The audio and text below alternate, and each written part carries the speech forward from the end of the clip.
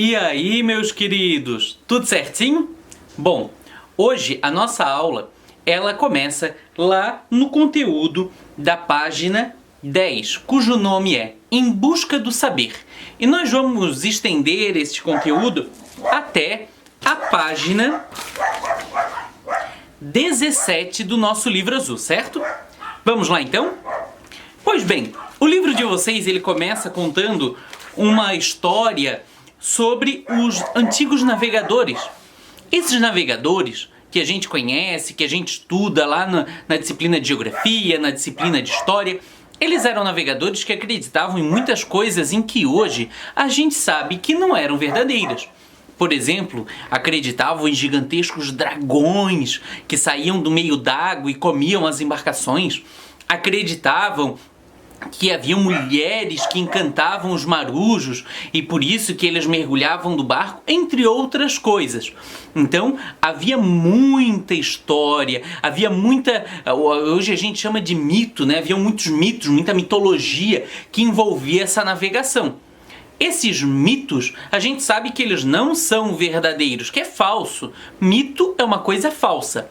Então, o que acontece? Como será, e aí eu pergunto para ti, como será que esses navegadores vieram descobrir que tudo aquilo em que eles acreditavam, todo aquele mito em que eles acreditavam que aquilo era falso?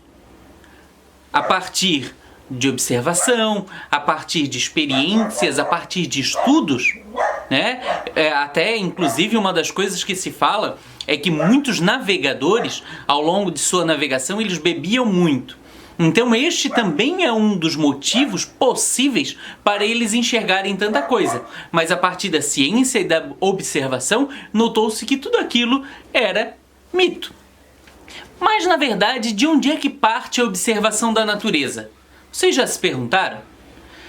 A observação da natureza não é algo atual. A observação da natureza é algo muito antigo. Lá na Grécia Antiga, por exemplo, já haviam os filósofos e estes filósofos já observavam a natureza.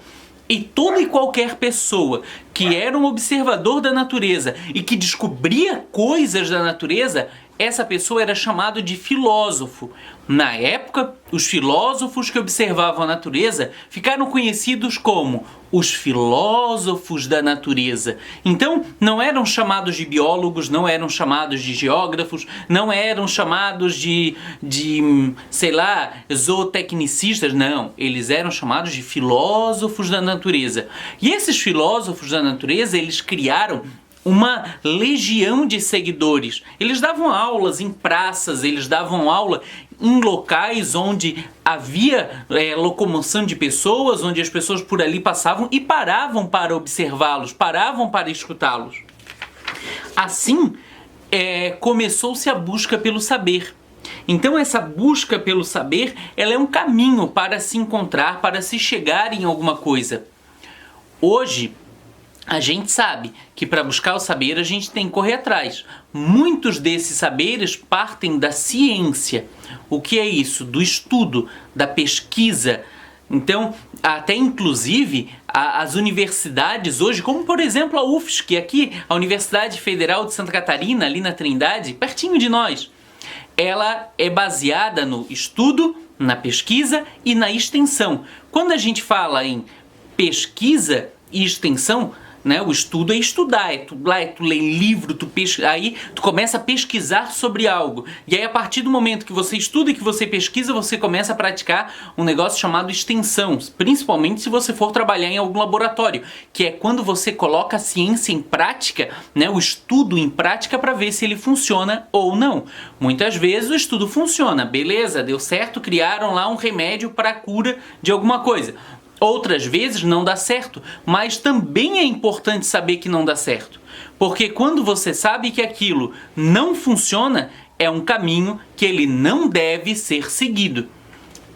Talvez hoje vocês possam estar imaginando, professor, mas que tema distante da nossa realidade? Na verdade não, ele é muito mais próximo do que vocês imaginam. Porque pensa só, no último mês, por exemplo, vocês tomaram algum tipo de remédio?